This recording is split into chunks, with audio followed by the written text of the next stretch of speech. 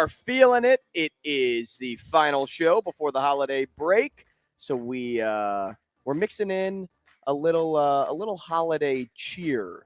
Not show like today. the adult holiday cheer with like the No, eggnog and like no, spiking the eggnog. Nope, No, nothing like that. no. Nope. Family friendly holiday cheer. Well, probably. At least the nice portion of our show. We may have a naughtier segment coming your way where we have to hand out some coal. Yeah, gotta listen. Not everybody's on the nice list. Mm-mm. All right, not everybody's on the nice list. Santa knows. He checked it twice. He allegedly. Shane checked it 3 times. Probably. That sounds about right. We have a few guests that I think are. Oh, come on, Shane. This week we've got our guy Damon Benning up at 8 a.m. Mike Sauter definitely on the naughty list. Yeah, no doubt. Without a doubt. And I think Verge could beat me up, so I'm going to put him on the nice list as well. Those are our guests today as we send you into your holiday weekend. Sauter probably thinks he could beat you up too. Yeah, he certainly can't. He does have an irrational confidence like does. me, but I think I can see my fate through the looking glass and with arms wide open. If we were doing a traditional wrestling match, he might be able to beat me because he's got a wrestling background. He does. I don't know. Even though, I tell him all the time, I'm like, Sauter, let's go right now. Like, I'll kick your butt. Like, let's go. Right. And he will lose his ever living mind. I do. Like, he'll be like, move the chairs, let's go. Come on. Yeah. He's always ready to fight. Like always. And not always a smart move for him. I'm just saying, I don't think he understands. I'm going for that right knee. Yeah. Oh, absolutely. I'm just kicking that thing out immediately. I don't think he understands. Like, this sounds like jerky, but I don't think he understands. Beef? Like, I'm not just a big guy. Like, I don't think he understands how strong I am. Like, even though I don't know how to wrestle at all, he'd have a hard time. Mm-hmm. I'm not saying I'd win a regular wrestling match, but he would have a hard time. I think I could beat Sauter on endurance. He has the length, no doubt. And if he got his hands, on me, then I probably will go down and get pinned. Sure. Because I'm not as squirmy. Yeah. But you know what? If I can evade the whole time, that's what I'll shoot for. We'll have to ask him which of us he thinks he can beat up here. Oh, he would say me. He would say, well, he'd probably absolutely. He'd probably say both. Let's be honest. No, well, he may look at you and say, no, I know Ravi's background, and I may not want to test that, but Andrew, no doubt. But that's a good thing. Sauter and I, different weight classes, although maybe not, because Sauter is a very, very skinny man. I was saying, you guys might be close. I think you might be close. Sounds about right. I think he says he's 170. I don't know. If no he is. shot, right? Because of his height, like that alone gives you like 20 pounds. Yeah, because he's tall. He's probably like 185, 190. No, I think he's 170. That's what he says he is. Way. Yeah, I would buy that.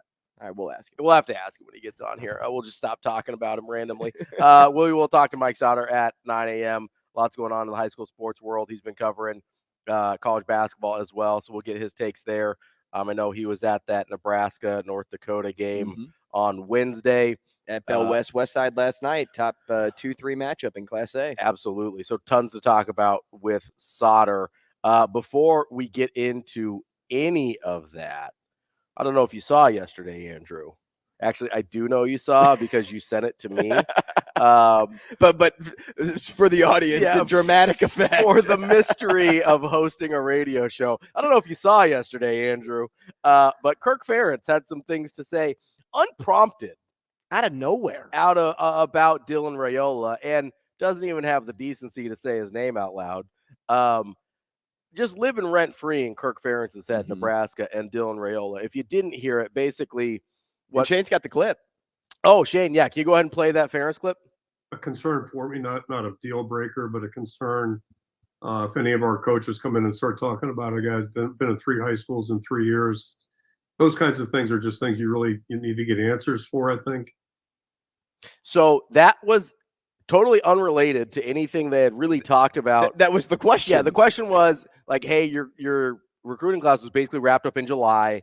Like, is it kind of nice to have it wrapped up so early, not have to worry about like signing day flips and stuff like that? And let me first of all just say, when no one else wants your players, the signing day's not very dramatic. It's pretty blank for you. And listen, I get that Iowa's been better than Nebraska, so this is not what that conversation is. Doesn't mean they're fun to watch. And that's a credit to the coaching and development that they do in Iowa City. Because let me read you off the last 10 years of recruiting rankings. Hit me. Okay? 43, 50, 39, 27, 35, 45, 40, 41, 47, 59. Look, they win games. They win games. And with those recruiting rankings, to win games is incredible, right? But they are not getting good players. Not on the front end. And if you look over the past 2-3 years, it's noticeably seen that they are going downhill offensively. Yep. And they are still on the rise defensively. Right. And that's a lot of that defensive bump is from those 3 years from 3, 4, and 5 years ago.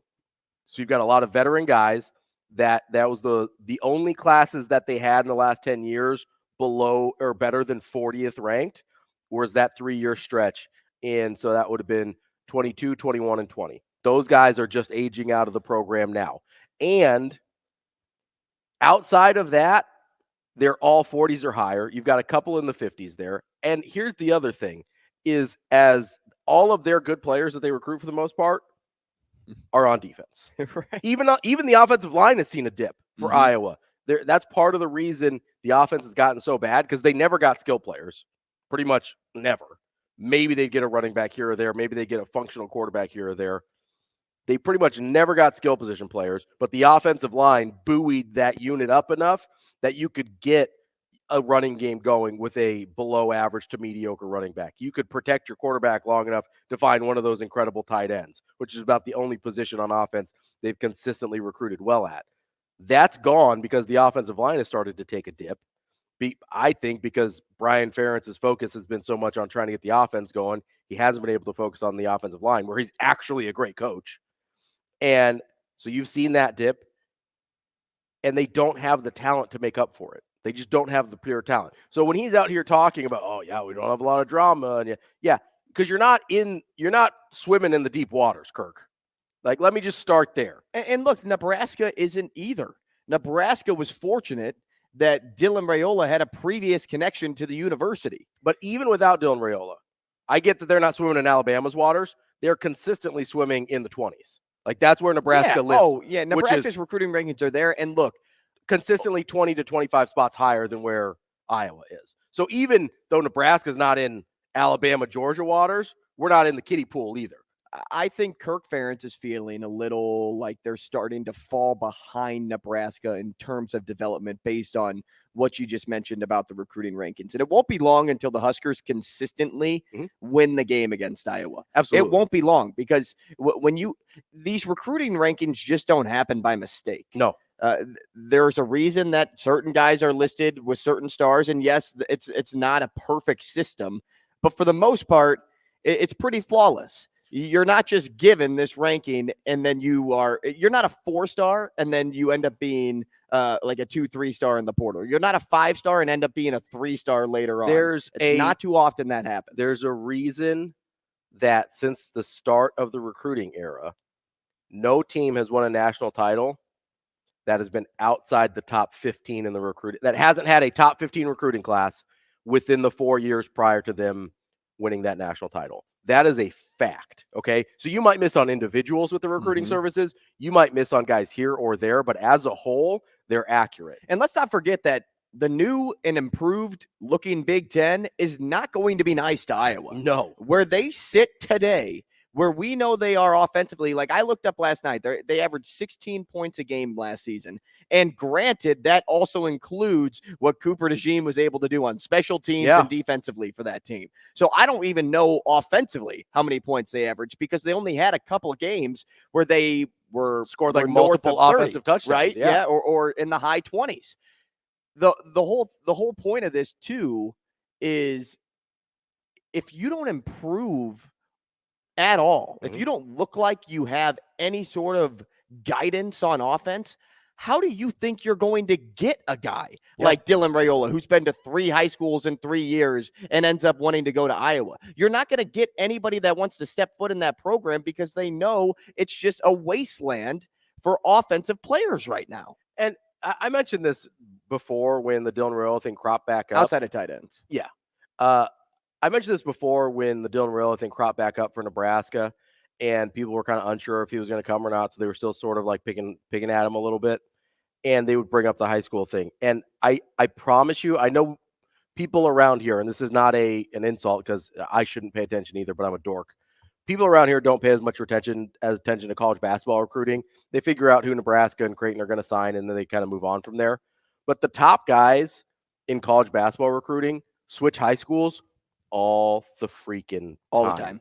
It is not even newsworthy anymore because it used to be like this. They'd be like, he's kind of, he'd be coming out of the draft as a one and done. They'd be like, he went to 3 high schools in 4 years. I don't know how I feel about that. LaMelo Ball went overseas. Should we really make him the 3rd overall pick? Yeah, it would be something that they would talk about like a decade, maybe 15 years ago. Now it's as common as anything. They don't even care. It doesn't get brought up. This is not. Because if you're a player, you're a player. And listen, people are trying to put themselves in the best position to be successful at the next level. Like that is, if you're one of those guys, whether you're in basketball, whether you're Dylan Raiola or whatever, I also think it's more common in college football than we realize, but we care about it when it's a quarterback and we don't care about it when it's some other positions. But it's become such a non-factor in the NBA draft. And I don't know, and college recruiting in general, I don't know why people are making such a big deal about it in football. I don't know if it's because it's the quarterback position and you're like, oh, we need him to be a leader and whatever. But listen, it's not any different than what we're seeing in the transfer portal in college now. I mean, you see guys on their 3rd and 4th schools, and some people don't like that. But again, you're trying to put yourself in the best position to be successful. That is your job as a kid. And listen, it doesn't happen as much for this reason, but if you're switching schools for academics, nobody cares. Well, and also his last high school that he attended was in the school or was in the state where he was projected to go to college. Yeah, where he was committed to go. That's why. So family's going to want to be close to that. Yeah, he moved there, honestly, to get a better feel for Georgia and to kind of ingratiate himself in the community. This is not a situation where he was some disgruntled kid looking for playing time. He was the best quarterback recruit in the country. He could play wherever he wanted. And he wanted to play to win a championship somewhere. So why would you be wanting to ask a lot of questions when a guy like that walks into your room if he's trying to put himself in the best position to win a championship anywhere he goes? And you could tell. Because when he left, what was it, Chandler? That was his sophomore year when he won the title. Yeah, I believe so. When he left, that he looked at that team and was like, I don't know if we're going to win in 2 years, right? And then so he's like, I'm going to go to this. Let's speak to the family. Let's go to a different spot and get you in a better position to set you up for your future. Well, and the other thing is, I think it has to be mentioned that if you're a guy like Dylan Raiola and you're trying to put yourself in a situation where you can be ready to go day one, there are certain places that prepare you for that better than others, right? Like playing Texas high school football probably prepares you better to be a day one Division I starter than playing in Idaho, for instance. Like playing in I believe the 2nd highest class in Georgia is where Buford was. Around the Georgia coaches and all that jazz. It's going to make you more ready to play day one as a freshman at Division I football than it is to play in a small class in Arizona. And I don't know if Chandler is that or not, but I do know that Georgia is more competitive football than Arizona. Because look at the recruits that come out of Georgia, look at the recruits that come out of Arizona. That's not a hot take. But I think what this comes back to with Kirk Ferentz'z is a total inability at this point in his career to connect and understand with what young people are going through now. The world of high school and college athletics has changed so dramatically. And listen, I was a little worried about it with Coach Rule. If I was worried about one thing, because he's got kind of an old school mentality, right? But you mentioned earlier this week, a lifelong learner and willing to do what is necessary to win. As long as it doesn't break who he is as a person, which I think is what he's kind of intimated at what happened at Carolina. He sacrificed some of what he believed in for what he thought he needed to do to be successful at the NFL level. And I think he learned that lesson. He's not going to do it again. That doesn't mean you can't change with the times. Like we saw, it's like, yeah, we're going to go out and if we need to go get somebody from the portal, we'll go get somebody from the portal. But I still think high school recruiting is the best way to go. Not to say he's not going to use the portal, right? But he's going to do things his way. We've seen them use the portal last year. They brought in 12 guys. They've got one guy right now. I wouldn't expect that number to get more than about 3 or 4 for this year. I would expect maybe some wide receiver help, maybe some running back help, and maybe a veteran quarterback that's not going to push, that's not necessarily expecting to start, right? Outside of that, he's going to do things his way. But the difference between him and Kirk Ferentz'z, first of all, is like 40 years in age. But it's probably like 25, but whatever. But who's counting? Yeah. I mean, Kirk is pretty old. Looks a little bit like the Crypt Keeper, if we're being honest. But ouch. But the difference between Kirk Ferentz'z and Matt Rule is, yes, they both have an old school mentality. Kirk Ferentz'z is stuck in his ways, though. Mm-hmm. Like that's there's still because he knows what works.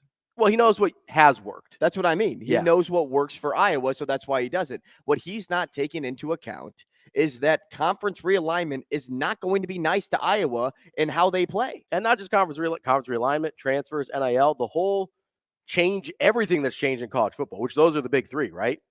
Everything that's changed in college football, his inability to understand what that means for his program. And connect was a huge word that you just used. Yeah, his ability to connect with young people and what they want and what they're looking for now. And like, if he doesn't want to change, that's fine, but you have to understand that's probably going to come at the cost of your program. Like it came at the cost of his program that he didn't want to move on from his son, Brian Ferentz'z. Like that came at the cost of wins for his program. It's why we talk about and have talked about this with Scott Docterman before of, is this Kirk Ferentz's last year or not? Is he going out with Brian? Is he going to stay? And people seem inclined that he's going to stay for like maybe 3 years. However long he feels like, basically, which I think he's going to be. I mean, he's always kind of seemed miserable. Like he's never, but he is going. But we'll see. We'll see after 1 year if he can handle all of these changes, because why even go as far and stoop as low as he did yesterday to take totally a random thought and add it into an answer that didn't even apply to the question. You know, and it's funny because you can defend Kirk Ferentz'z in any way you want out there. Whoever wants to be a Kirk Ferentz'z sider, and in this case, do it. I'll hear your point. Here's where you can't convince me that he wasn't talking about Dylan Raiola. How many other recruits nationally have done what Dylan Raiola has done at the high school level, jumping from 3 schools in 3 years? Like, how many nationally have you heard about that has done 3 high schools in 3 years? From a college football standpoint? No, so what I'm saying is, in this class, because that's what we're talking about, this recruiting class, nationally, how many of the signees, again, nationally, have you heard went to 3 high schools in 3 years? Off the top of my head, I'm not sure. You've only heard one. Yeah. You've only heard Dylan Raiola's name attached to that claim because he's one of the highest recruits out there nationally. So when he brings up this point, who do you think he's talking about? I don't care if he stayed generic in his answer and didn't actually name drop DR. You know that's who he's talking about, and you know Iowa is Nebraska's rival, and so you know he's going to take a jab when he can. Yeah, absolutely. And I really believe it's because he doesn't like I don't think it has anything to do with Dylan Raiola. I think it has everything to do with Kirk Ferentz'z is old man screaming at clouds, and he doesn't like the way the world is changing in his line of work. Yeah, but he also wouldn't have brought it up if it weren't Nebraska. Yeah, absolutely. 100%. If this was Alabama, he wouldn't have said a thing. No, because it's somebody in his backyard that he's going to have to deal with, right? And he knows he's going to have to deal with it, and it probably scares him a little bit to have to, because I know for a fact, right? I don't know for a fact. I shouldn't have said it that way. I can say with a pretty good amount of conviction that a guy like Scott Frost did not scare Kirk Ferentz'z. He knew he could out-prepare Scott Frost. He knew that he could out-coach Scott Frost. He knew he could out-develop Scott Frost. Didn't matter that Nebraska got better players under Scott Frost because Kirk Ferentz'z knew all those things. Probably knew those same things about Mike Riley as well. And before that, Bo actually beat him occasionally, right? But the last 2 head coaches before Matt Rule, he probably wasn't too scared of Nebraska, right? I think he sees the way Matt Rule operates. That's probably a little scary for him. And then he sees him get a quarterback of this caliber in addition to the way he operates. That should be very scary for quarterback Kirk of this caliber who, to a team that hasn't won 10 games in how many years? Right. And that's exactly what Iowa has done over the past how many years? And frankly, he's probably a little jealous.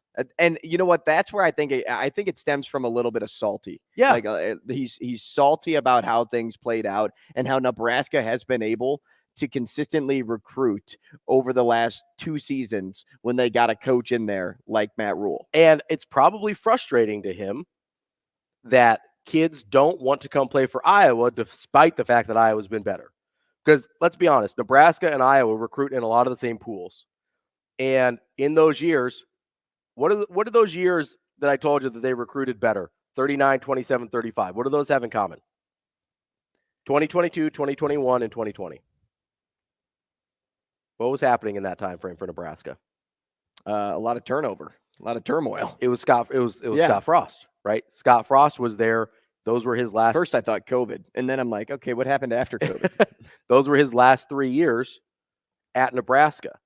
2021, their best recruiting class in the last decade, number 27 in the country, is like peak. Is Scott Frost staying or not? Mm-hmm. Is he going to be fired or not?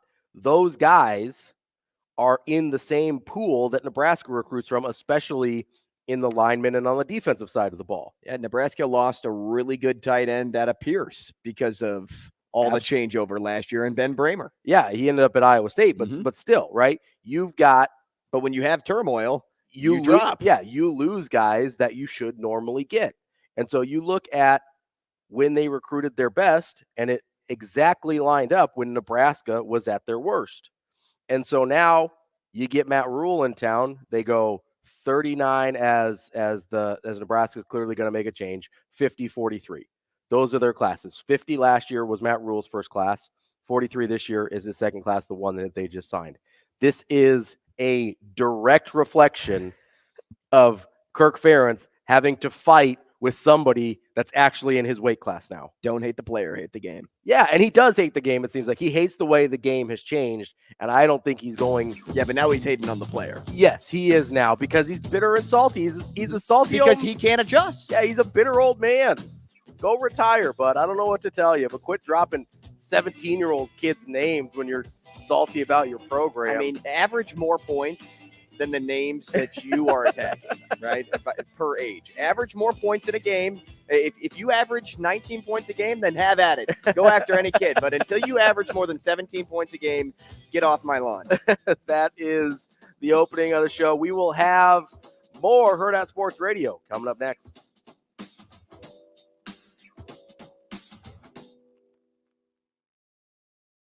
We will be back